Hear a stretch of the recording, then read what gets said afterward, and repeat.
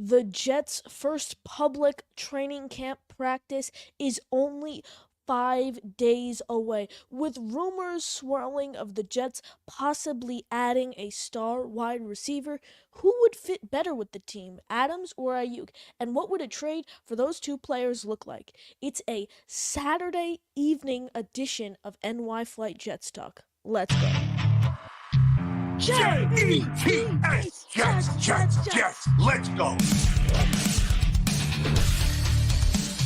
Jets wide receiver Wesley Walker. Wesley, how you doing today? ESPN writer Mr. Rich Samini, Jets reporter for The Athletic, Mr. Zach Rosenblatt, Hall of Famer, and Jets legend Mr. Marty Lyons. Your host, Connor Law. What is going on, New York Jet fans? Here we are on a Saturday evening. The Jets' first public training camp practice is just 5 days away. Hope everyone was able to land their tickets for training camp. But nevertheless, let's get right into today's topic. With the rumors swirling around the Jets of possibly adding a player like Aiyuk or Adams, what could a trade for one of those two guys look like? And first, we're gonna start with Aiyuk's storyline before we dig into Adams. But before we get into that, it has been just made official by Adam Schefter of ESPN that linebacker Shaquille Barrett and fumbled that last name. Shaquille Barrett has officially chose to retire as he would like to spend time with his family. The Jets were actually pretty deep into talks with Barrett this offseason, but he ended up choosing the Dolphins over the Jets. This is a really bad break for the Dolphins. I mean, their defense, in my opinion, definitely got worse this offseason, and they spend money, go out and get a star linebacker like Barrett, and then he retires on them. Definitely hurts the team. I mean, only helps the Jets, though. Only helps the Jets' odds in the division and the other teams in the AFC East in general. But let's get right into Aiyuk. Aiyuk officially, this week actually, requested a trade out of the 49ers as he only has 1 year left on his rookie deal, so he kind of doesn't want to go into this next year with only 1 year left on his rookie deal. He wants to get paid. In terms of what an Aiyuk trade would look like to the Jets, I think it would be a first round pick and then it would be like a first round pick and then probably a second or a third. I mean, it's definitely going to take more than a first round pick for a player of Aiyuk's caliber to come to New York. Jeremy Fowler of ESPN, who I had on my show yesterday, made it official today that he doesn't think the Niners are going to want to trade Aiyuk. I think that, when all's said and done, I don't think Aiyuk's a Jet. No matter what, I don't think Aiyuk's a Jet. If he were to get traded, though, I think he'd get traded to the Commanders or the Steelers or the Pats. I think those are the three main teams that are really looking to go after Aiyuk. When it comes to the Jets, I think the main thing is price. Are really the Jets going to want to give up that much for a player like Aiyuk? I mean, it really depends. Don't get me wrong, he's very talented. He was listed the 10th best wide receiver on Jeremy Fowler's wide receiver rankings, which were generated by surveying the league executives, coaches, and scouts. So there's no doubt that he has a ton of talent. I mean, he's first, the Jets are not going to want to pay him. Second, I don't know if the Jets would want to give up that much capital for a player like Aiyuk, given, they seem to feel pretty comfortable about their current roster as we speak. But in the receiver room, I've said it all along, I think there are a ton of question marks after Garrett Wilson. Mike Williams, Jeremy Fowler of ESPN, who I had, like I said, had on my show yesterday, he was saying he thinks they're going to really try to take it week by week with Williams. And Williams is coming off an ACL tear. This is no fluff injury. I mean, ACL tear is a very serious injury. So you have Garrett Wilson, and then after that you have Mike Williams, whose health is pretty up in the air as we speak today. After Mike Williams, you have it's question marks. Xavier Gipson, is he ready to step into a starting slot role in year 2 after not a ton of offensive snaps his rookie year? Malachi Corley, we haven't seen him play at the level. What could he be like? You just gotta hope for the best, like a player with Alan Lazard. Hope he could rebound if Aaron Rodgers is able to stay healthy. Jason Brownlee, really have not seen a ton out of Brownlee, but that's where I stand on Aiyuk. I really don't think the Jets get a deal done with Aiyuk. I'd love to bring him in. I mean, bring in a top 10 wide receiver in the league, make him your second wide receiver. I mean, that's talk about a Super Bowl wide receiver room. Super Bowl wide receiver room. Mike Williams as your wide receiver 3. I mean, that's crazy. Mike Williams is a 2 and a 1 on almost any other team in the NFL. So that's where I stand in Aiyuk. Before we get into Adams, though, let's say what's up to everyone in the chat. Dana, how you doing, my man? Really appreciate you stopping by. Dano stopped by almost a little 36 minutes early. Dano stopped by. Really appreciate it. Stack, good to see you, my guy.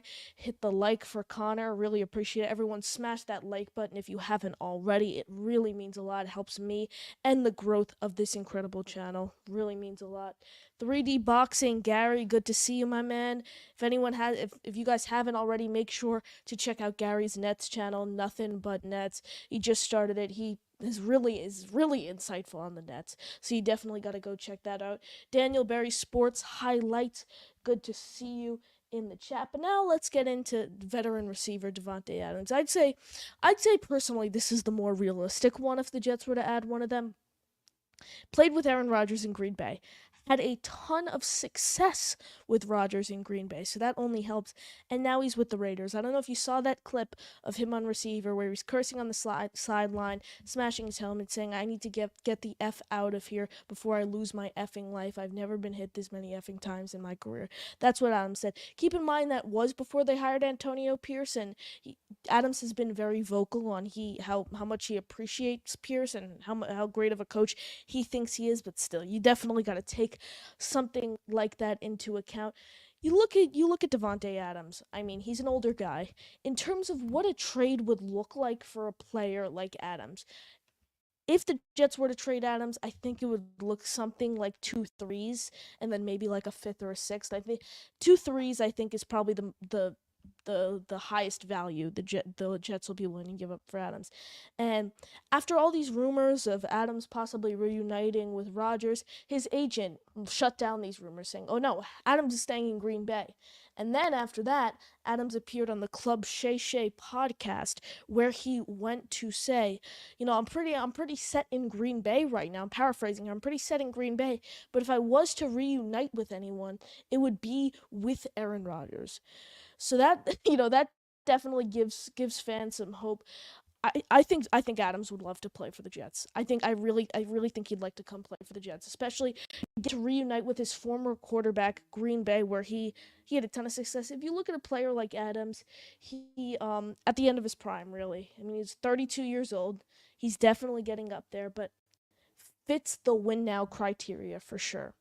I mean, you make that receiver room Garrett Wilson, Davante Adams, Mike Williams. That goes from bottom tier where I think we are right now. I think we're a bottom tier room to in the top 10. That's what I think Davante Adams really does to an offense. I think Adams is great, but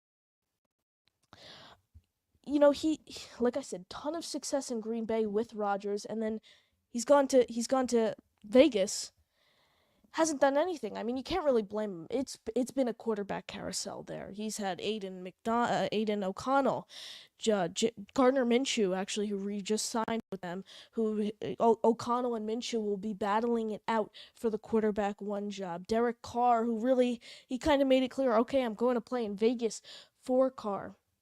Never really happened. Never really happened. He ended up signing with the Saints after, about he played the first about 15 weeks and then kind of sat out for the remainder of the year in 2022 in that off season.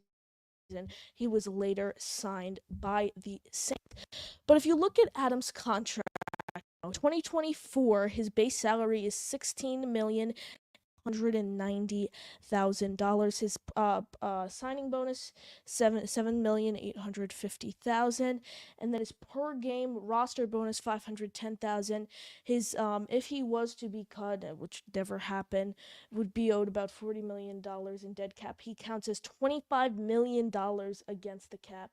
That's that's definitely a lot of money, and the question always becomes, would the Jets be able to afford that? That's That's what it comes down to. Would the Jets be able to afford that? I really think if they wanted to, they definitely can. But guys, are you seeing? I think it might just be on my end. Are you guys seeing issues with my camera or something?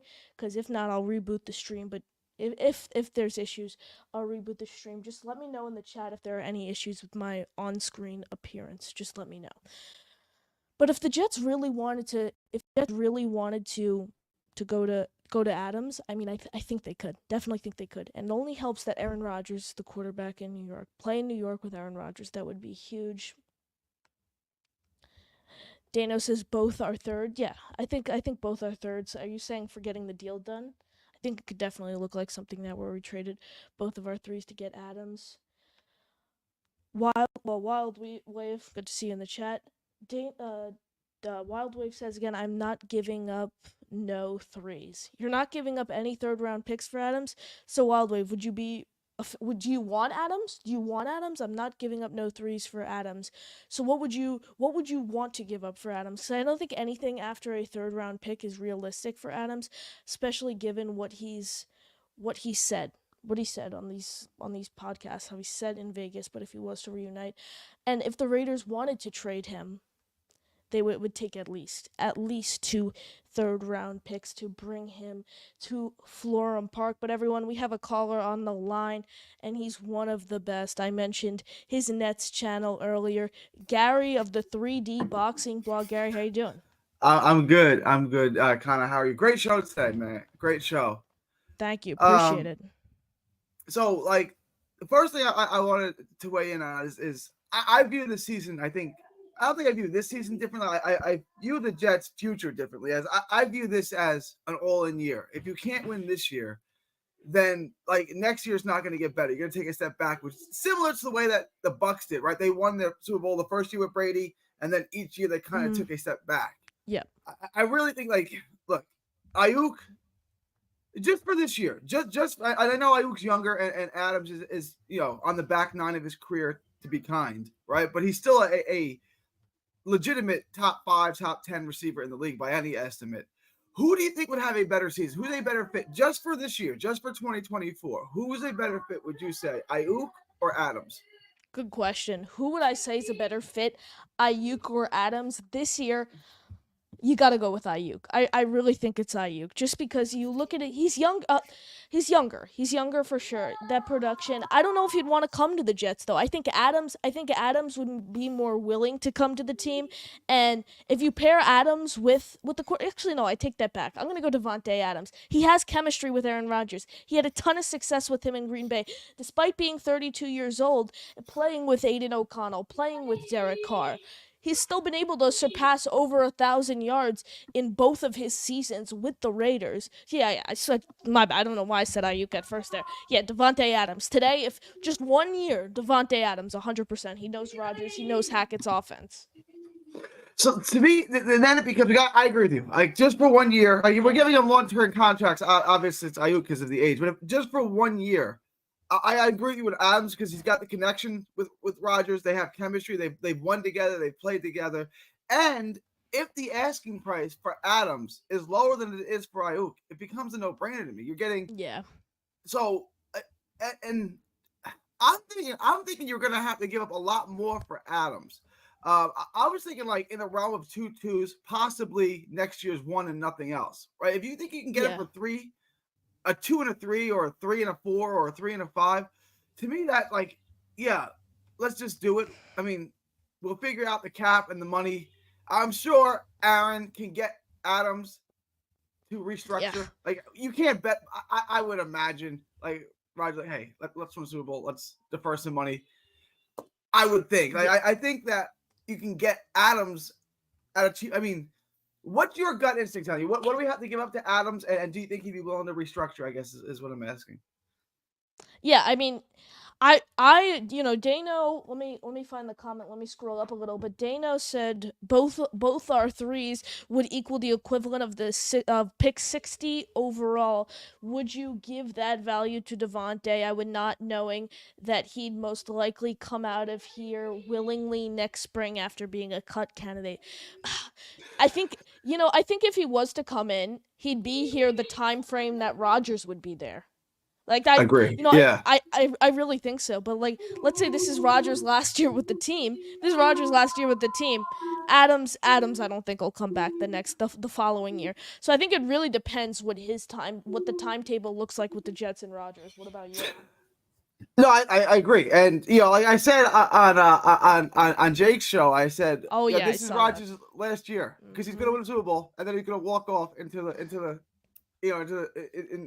the Hall of Fame, and like win the Super Bowl with the Jets, walk away. Your last game you ever played is winning the Super Bowl with the Jets. I'll see you in the Hall of Fame. Legacy cemented, right? So if I understand what Dano is saying, like he's going to be here for 1 year. Yeah, I hopefully, like I mean, That's the hopefully he plan. stays, but yeah, they're not going to pay him that much money without Rodgers. I would agree. He's going to get cut when Rodgers is no longer here, probably. And in my estimation, they're going to win a Super Bowl. So that's a 1 year rental. You're giving up a 60th pick value for a 1 year rental, and I understand why Dana would say, "No, I'm not doing that." But to me, it's worth it, right? Because I'm going to win a Super Bowl this year. Like that. That's my mindset. Yeah, but again, I don't think a move like this transpires without management talking to Aaron Rodgers. Like, there's no way they'd even Yeah. consider this without talking to Aaron Rodgers. So, I mean, I Aaron Rodgers could 100% recruit him. Hey, Javante Adams. Okay, hey, I see the bright lights in New York. You have Aaron Rodgers here. You have Brees Hall. You have Garrett Wilson. You have a top 5, top 3 level defense. I want to come here, kind of end of my prime. I want to win. I want to win. Because I look at this Raiders team right now, and I don't think they're going anywhere anytime soon. I mean, like I mentioned, you have Aiden O'Connell and Gardner Minshew battling it out for the quarterback one job. I mean, that's never a good sign. But Wild Wave said, I'll send over a contract and day 3 pick or Lazard and day 2. Gary, I was reading Jets Country on Athlon Sports, formerly known as Sports Illustrated. They put out what a Devonte Adams trade would look like earlier today. I wanted to pick your brain. It was 2 third-round picks, I believe, and Solomon Thomas. Would you agree to that? Say that again. It's two third Two round picks. and Two. Solomon Thomas. Yeah, yeah. I, Okay. I'm in, like, just like the Knicks did with Bridges. Like, I'm into, like, even if it's overpaying, I'm overpaying for a Super Bowl, and no one's gonna complain that I overpaid at the Super Bowl parade. You know what I'm saying? Like, Yeah. I get they're asking for a lot, right? But I'm willing to give up a lot because of what I'm getting in return, which is a Yeah. tremendous impact player. So I would, yeah, I'd make that trade. Yeah, And and I, then I what? wanted to ask you, right? Because we constantly, Jet fans, Jet Nation always says the receiving core is no good. It might not be the best in the NFL, but I think it's actually an excellent receiving core. When you put Garrett and Mike Williams, and then you have a bunch of slot receivers you can throw in, like Malachi Corley and Gibson. Look, if you get nothing out of Lazard, you get nothing out of Lazard. But if you get something out of him, like he's your It's a number 5 bonus. receiver. Yeah, I feel like the receiving core is, it's not the strongest part of their team, but it's still a strength. It's still a positive, not a negative. And I wanted your thoughts on that. I wouldn't say I think it's gonna be like a top. If they keep this going into the year, I think it's like a top 15, top 17 room. I really think that because I think Garrett Wilson is their only solidified option. I mean, they're taking a lot of wild cards on players, even Mike Williams, if you really think about it, because Mike Williams tore his ACL in week 3 of last year, and there's questions whether or not he'll be fully healthy for week 1. Even if he is fully healthy, I mean, that definitely takes a couple weeks to get acclimated in game action playing. So you don't know what you're gonna get out of him coming off an ACL injury. You really don't. And then after him, you have Xavier Gibson, who hasn't seen many snaps on the offensive side of the ball, and he's expected to emerge as a starting slot receiver. Garrett Wilson is expected to play more on the outside this year. Also, Malachi Corley. You know, I I like him. I think he's a talented player. I just don't expect huge things out of him in his first season. I don't think you can expect big things out of him. Question mark. Jason Brownlee, we saw like one. I think he had less than 60 yards last year. I still minimal amount of snaps. And then Lazard, he's shown what he can do in the NFL. He's a veteran. I mean, he's the only really veteran other than Mike Williams in this receiver room. And then you have Garrett Wilson. You just gotta hope he could rebound with Rodgers. I guess, yeah. I'm not. I view Lazard basically like I view Ben Simmons. Like I expect nothing if I get something great, but I'm not expecting it. I guess the difference is how I view Mike Williams as opposed to like you guys and the rest of the Jeff. I still view Mike Williams as at least a top 20 receiver, probably a top 15 receiver because I'm assuming he's not old. What is he, 29? Like he's not a baby, but he's not old. I think he's 29, 30. Let's see. He's not old. Like he's not going to be washed up. Like I expect him to come back. And his game isn't predicated. It's not built on speed, right? Like he's not Xavier Worthy, right? No, Like yeah. he's built on his physicality. That's not going to go anywhere. Yeah, I think of him as more of a glorified version of Alan Lazard. I think Mike Williams hopes to bring to the Jets what the Jets expected out of Alan Lazard week 1.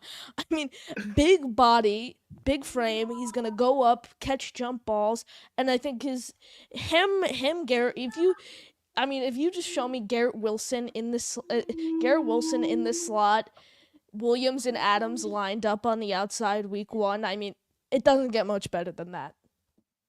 I appreciate the time, Con. I appreciate the insight. Thanks for taking my call.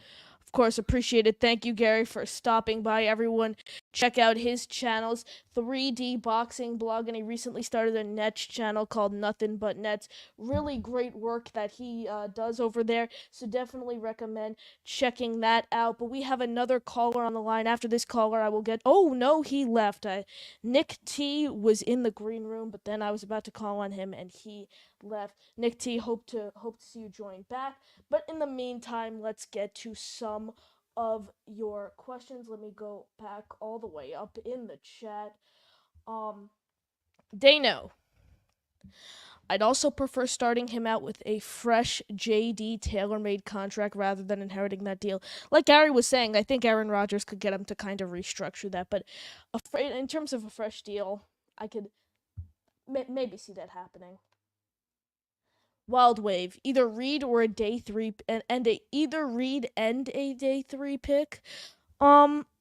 Reed's definitely really interesting. I mean, we could make a whole show about why the Jets should extend DJ Reed. I really do. I think DJ, when it comes down to MC2 or Reed, it's like I said, you could make a whole show about why you could re-sign either one of them. Personally, I think you got to re-sign MC2. I mean, a slot corner of his caliber, especially the Jets developed him all the way through their organization. You can't pass up on that. You really can't. But then what Reed showed with the Jets is also undeniable, but he's approaching the 30 mark. On the other hand, MC2's younger. I think MC2's back and Reed's gone. But I think the Jets could re-sign both of them if they really wanted to. Don't see it happening, but think they can. Ryder. Glad you changed your mind, Adams, all the way. Yeah. I don't know why I said Aiyuk there at first. I don't think I comprehended the question correctly. I was thinking long term, now 1 year, and then Gary specifically said 1 year. Dano, picks will be critical for us because we have to fill the underbelly of the team after paying the core 4 massive money. I agree, but in terms of the core 4, Breece, Garrett, Sauce, and Jermaine, realistically, I think only 2 of those players are back, unfortunately. I really do. I only think 2 of those players are back. And I think those 2 players end up being Garrett Wilson and Sauce Gardner. Those are just the 2 premier players. But he has joined back. Before we get to the remainder of your questions, here he is, the man, the myth, the legend, Nick T. Nick, how you doing? Not a myth or a legend, but I appreciate the the insight there, Connor. Of course. So some interesting stuff. I don't think Devontae Adams is coming here. I don't think the money. Okay. And I know I harp on this a lot, and everyone's gonna crap on me in the chat, but like, I don't think the money is gonna equal out. He's not gonna take a big enough pay cut to come back. He's making close to $20 million, so he's at least gonna take like reasonable pay cuts, probably $5 million. I don't think he's on the I really don't think he's on the block. And if he's on the block to a team, he's not going to go for a super high value because they're trying to dump the salary. The idea Mm. is that they're clearing out that Raider team for Pierce's vision, whatever it is. And I know Devontae Adams does like Pierce. He's come out and Yes, said he. that. So I think there's a lot of factors that make this not viable for the Jets. Would I love Devontae Adams? Absolutely, but I don't think he's getting moved. And I think if he gets moved, he's getting moved for a mid-round pick because they're just going to dump the salary. So if he were to get moved, you said you don't see him come. Where do you think he'd go? What do you think of the top landing spots for him? I mean, who couldn't use a wide? It's a passing league. Who couldn't use a wide receiver? Like, Yeah. and the thing is, like, I look at him. He's better. I know everyone's gonna crap on this. He's better than DeAndre Hopkins was coming to Tennessee last year. So I see him as a similar, like he's maybe a year earlier, maybe 2 years earlier than what Hopkins is in terms of skill set declining, and that's what's gonna be the trade value. He's a premier wide receiver is going to get dealt in the prime of their career for a first round pick. Like Tyreek Hill was the top wide receiver in football, and no one really argued he was. You could argue he was top three. There really wasn't any wiggle room beyond top three. Yeah. No one had him beyond that. So that's why he went for a first. I don't see a 31 year old. Is that the right age? Is Yeah, I think he no 32. He's 32. even better, right? So 32-year-old Devontae Adams, yes, very good, but being viewed as a wide receiver one and getting the trade compensation of a wide receiver one is not going to happen at age 32. He's going to get more of a second tier wide receiver comp. Not saying he's not still fully functional and a great wide receiver and could be a wide receiver one on half of the teams in the NFL, but that's what's going to happen. And it's going to be, you know, the thing that everyone neglects a lot is you need two to tango with a trade partner. Hmm. And you need to find a team that has the same needs as what you're trying to sell. Devontae Adams is a wide receiver. Most teams looking for a wide receiver, yeah, it is a passing league, but most teams looking for a wide receiver are going to be a Super Bowl contending team. So you're talking about late picks. So late first round picks, late second, third round picks. So that's all going to be factored into who pursues this person. Same thing with like Aiyuk. It was interesting to me that the Patriots are in on Aiyuk because they're probably a lower tier team the next couple of years. So for them to try and bid on him is interesting. But again, he's 25, 26 years old. So Yeah, it's a big factor. absolutely. I mean, I, I like I said earlier on in the show, I think Adams is the more realistic option, just given his age, his connection with Aaron Rodgers. But Dano says in the chat, we'll see if they're a wide receiver short, different ball game. How much do you trust our wide receiver room to be good enough with Aaron? Nick, what do you got? So here's the thing. You have to consider it like holistically, big Yeah. picture, right? So when you're talking about a wide receiver short, no team, name me a team that's deep at wide receiver right now. Three deep, three or four deep. Alan Lazard, yes. Is he a Pro Bowl wide receiver? No, not at all, not by any stretch. But he's played and started, more importantly, started probably 20 plus games as a wide receiver two or better, right? Hmm. And that's the factor I think that you have to think about when you're looking at him as a wide receiver three at best or a wide receiver four, because Corley's going to play the slot. You have Gibson, you have Corley, you do have Garrett Wilson, who's very capable of playing the slot. So those are three slot receivers. You have Garrett Wilson who could play the outside. You have Mike Williams who could play the outside if you really want to go that deep with Brownlee, but Lazard would play the outside. So you're looking at a third, fourth wide receiver. So name me a team that has a third or fourth wide receiver that started 20 games. Yeah, I completely agree, but I mean, this is like I said, a Super Bowl wide receiver depth chart has Mike Williams as a wide receiver 3. I completely agree. But if the Jets could go out and solidify another spot, push Williams down to 3, don't have to put so much pressure on him early to come back from the ACL injury. I think that would be huge for the team. But who are you putting as wide receiver 2 above Mike Williams that's available right now? Devontae Adams, 100%. Yeah, If the but you Jets have were to to trade for Devontae Adams and give up all that capital. I don't know that again, like that's going to be realistic cap wise and everything else. What are the Jets cap scenario? They're probably like 5 to 7 million below the cap, so they'd have to maneuver a bunch of contracts to make that happen to upgrade that position.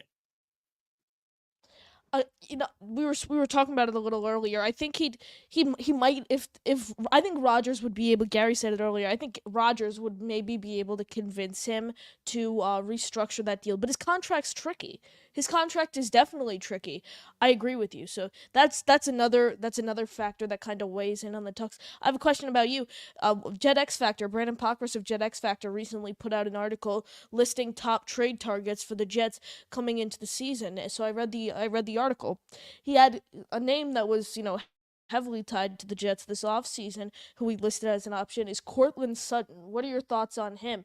Do you think the Jets could possibly go out and trade for Sutton? I mean, I think they would inquire, but I don't think that they would get him because if you're Denver, Denver's going to be one of the 5 worst teams in football this year with a rookie 100%. starting quarterback at best. Zach Wilson might even start for them for all we know. So Yeah. with that team and the way that it's set up, they're going to try and trade Sutton for the highest value possible.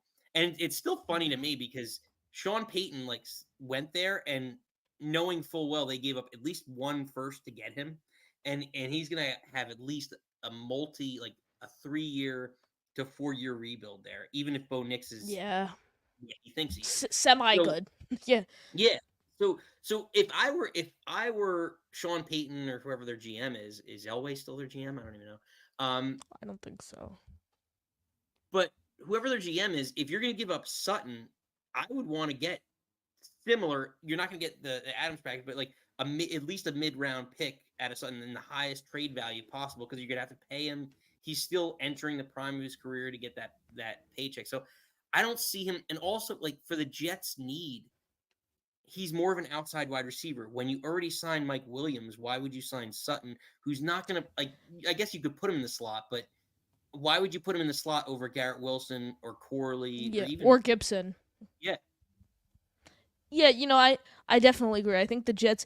The thing though that I like about all these high talks about Gibson out of OTAs and camp so far is that just gives the Jets so much more flexibility to line Wilson up on the outside. Because if you look at Wilson, his numbers from these last 2 years with Zach Wilson, I mean, he wasn't really able to set in on the slot or the outside. I mean, they needed him as the wide receiver one in the slot and the wide receiver one on the outside. So it's like he's kind of balancing everything. You bring in two players like Corley and Gibson, kind of hope they could kind of conquer that slot position, and Garrett Wilson and Mike Williams on the outside. I mean, I think that's awesome. Well, I think the idea though is and you played Madden, so like I Yeah, played Madden. Like it's one of those things where you want to put your best players in the position to win, so yeah, to be successful. So like a Garrett Wilson, I always remember doing this in Madden, but like Larry Fitzgerald. He's such a great wide receiver, right? You can play him outside or inside. Garrett Wilson has that ability as like a 6 foot 6'2" wide yeah, receiver that he's not overly tall. That it's not like crazy to run him in the slot where he can take shots to the ribs and things like that. So Garrett Wilson's perfect to move inside or outside, and that's where he's you know kind of the fantasy football point. Like he's going to yeah, get a bunch of targets because you can move him anywhere around the field, and that's the idea is that you get him. Yeah, he might match up against a top tier corner, but when you move him into the slot, he's against the slot corner now, unless the corner's traveling with him. And we saw it how many times with Sauce Gardner. I know. Hey, he's not Yeah, traveling to the slot, and even though Michael Carter is one of the best slot corners in the NFL, he still needs it's help. still you're dealing with a 6'2", 6'3" wide receiver that's not a traditional slot receiver. So The shiftiness is still there, but now you have 3, 4, 5 more inches to deal with on those vertical balls. Yeah, Dano actually just made a very good point in the chat that I'm a little concerned about as well. I'm more worried about interior offensive line. Get McGovern already. What the hell? I 100% agree. I don't the interior AVT struggled to stay healthy. Very talented when healthy, don't get me wrong, but has struggled to stay healthy. And then John Simpson, he's kind of the outcast. If you look at his tape, he's actually he's a very fundamentally sound player. The thing I don't like about him is he's kind of the outcast. He Mm. played for $1 million last year. He's a question mark. He's what I'd like I to worry call a about him a question lot. mark. I worry about him a lot. Yeah. He's what I like to call a question mark. And bring McGovern back, and then let's say an injury happens to the interior offensive line.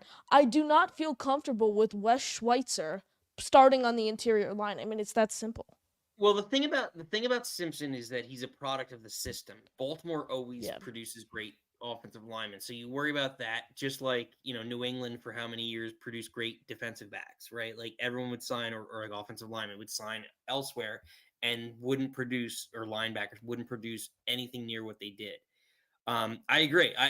The only concern that I have is I don't know that McGovern, like maybe for a chance to win a Super Bowl, McGovern will come back at that vet minimum deal. I'm worried that there's not enough. Like I don't know that he'd want to come back knowing he's going to be a backup. Like, does he want to do that knowing he was Yeah. a starter here for 3 or 4 years, whatever it was? And like I think there was a big miss, and I talked to Jake about this on his show, but like Elfline, they brought Elfline in with Tack McKinley. And now we're starting to see that with Tack McKinley with all the Reddick stuff. But if Reddick waits and holds out 2, 3 games, McKinley's going to start. Well, not start, but he'll be a factor in the Oh rotation yeah, for. 100%. So maybe like Elfline again. Maybe he had a bad tryout, whatever it is. He's older, but the interior offensive line was a big miss to me. And the fact that we signed McKinley and didn't sign Elfline, which was the bigger need, was a concern. Yeah, I 100% agree. Speaking of the defensive system, three Jets defensive players, I don't know if you saw this, Nick, they were actually drafted in the UFL draft, which was really interesting. Leonard Taylor, Braden McGregor, Tackle? and Eric Watts. So those were the three, I think, best undrafted free agent Yeah, signs that the Jets had. So they were drafted to the UFL. The way it works is they can basically kind of get an out in their NFL deal, but it really comes down to their choice. And I thought about it. I said, okay, I looked up numbers and stuff. I think the chances of them, I think maybe Taylor could crack the 53 man, but those other two, those McGregor and Watts, are most likely going to be practice squad guys. I like Watts, Taylor a lot. I haven't well, seen any. he was supposed to be like a third, fourth, or fifth round pick, and he just never got drafted. Well, the Connor thing that Rogers and Sycamore him. love him. Well, you have to also consider like there's a benefit. He's playing next to the top 5 defensive tackle in the NFL. Yeah. So by osmosis, with him and that defensive line, he'll be able to mature quicker. He'll get the single teams that most top picks don't get. You know what I mean? So like things Mm. like that could benefit him. I think Taylor has the most upside out of all those. Like Watts, I've heard about, but defensive He's look ends great. are, yeah. But I feel like all defensive ends look good in the system because of Yeah. how that line is built. And like, you're gonna have eventually week 3, 4. What if he holds? Even if he holds out, like you're gonna have Reddick week 3, 4, or 5 coming into that defensive line. McDonald's already there. Jermaine Johnson's already there. So there's McKinley technically is still signed to the team. Yeah. He'll probably start week, not start, but be a factor. Yeah. And I hate saying start. He's not going to start. But he'll be a factor in the rotation because it's all rotation, right? It's all waves. That's what Salah talks about. So there's going to be points where if you're only giving 5, 6, 5 to 10 snaps a game, defensive end is not. It's a position that could be plug and play. do a lot of Yeah, extra.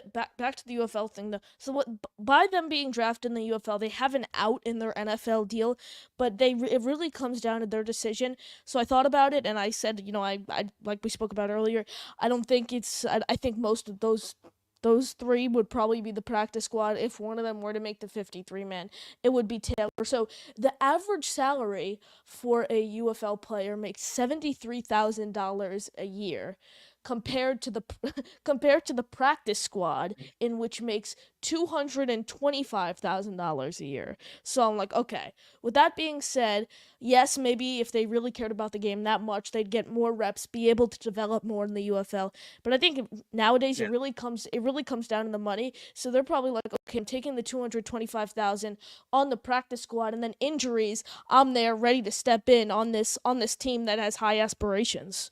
Yeah, like and also like could you wait it out? Like you're on the roster now for preseason that gets cut and then still gets signed to a UFL roster in week 1, you know, for Yeah. a quarter of the cost. I think that's yeah, like a lot of players are going to use that to stay in shape.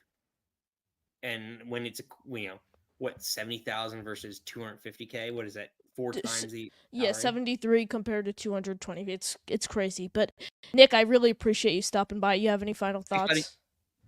Of course, No. appreciate it. Go Jets. Thanks for having me on, buddy. Take care. Of course, appreciate the call, Nick T. He hosts the Wrestling Happy Hour. Nick Teodoro. I don't know how to pronounce it. That is the spelling of his last name. You can find him on YouTube and Twitter, where he produces a ton of wrestling content. But everyone, thank you guys for watching this kind of last minute Saturday evening show. And as always, JTS, Jets, Jets, Jets.